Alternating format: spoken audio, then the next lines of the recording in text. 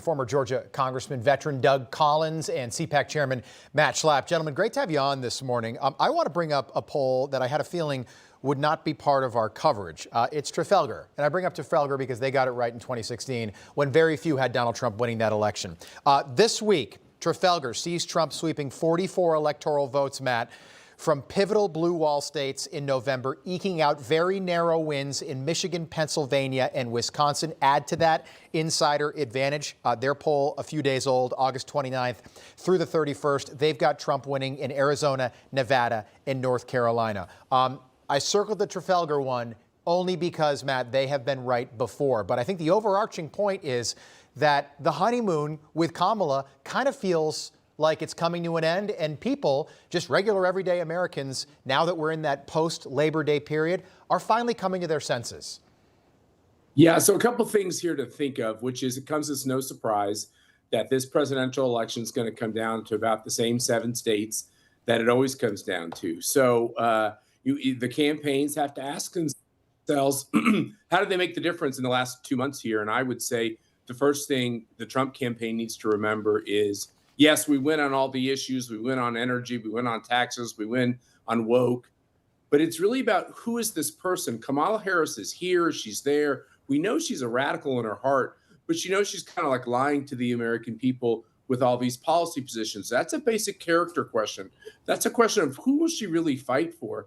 The second thing we have to remember, what I look at in these polls is what sticks out and seems different. And what sticks out and seems different to me is Donald Trump is doing much better with those swing constituencies. He's doing much better with people like my wife. Actually, he always does really well with my wife.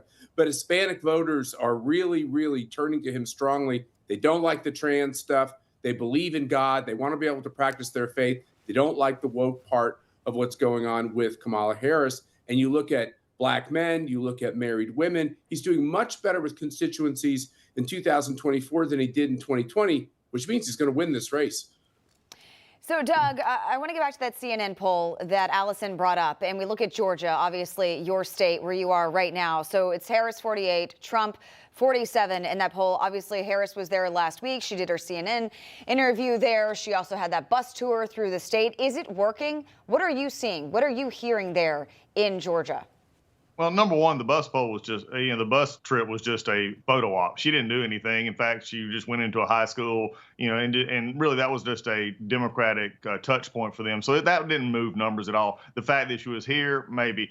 But I agree with Matt. I think what we've got to do now is the honeymoon's over.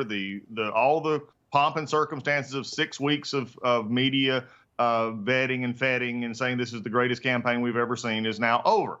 And you've got to take the issues. And also, I think there's something interesting, and Matt mentioned something that sticks out to me, and I'm going to agree with him.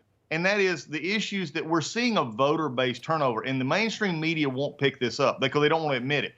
African-American males, Hispanics, others are turning toward Donald Trump. This is something at levels we've not seen. Now, they're not going to where he's seeing 50 plus or better. But what they're doing is, like in Georgia, we're seeing much better percentages. So to see Georgia where it's at right now, which I've always said was going to be close, and then now it reminds conservatives they've got to get out and vote. But we've got new people coming in and saying, look, I don't like what the Democratic Party's doing. I don't like how I have to pay more for groceries. I don't like the fact of illegal immigration and drugs in my community. And that is the ones that are going to come down to, I think, and I've said this for 6 to 8 months now, those last 30 days, they've got to honestly ask themselves, am I better off? And is the economy really changing? Is the immigration really changing? And do I really want to continue 4 more years of what I've seen? And I think some of the minority voters that we've never put in the Republican column at a little bit better percentages are going to come around. That's why I agree with Matt. Don't worry about the national polls. In fact, quit putting national polls up. Yeah, it's about 7 state polls, and it's about those underlying demographics. Yeah, Doug, I'm with you.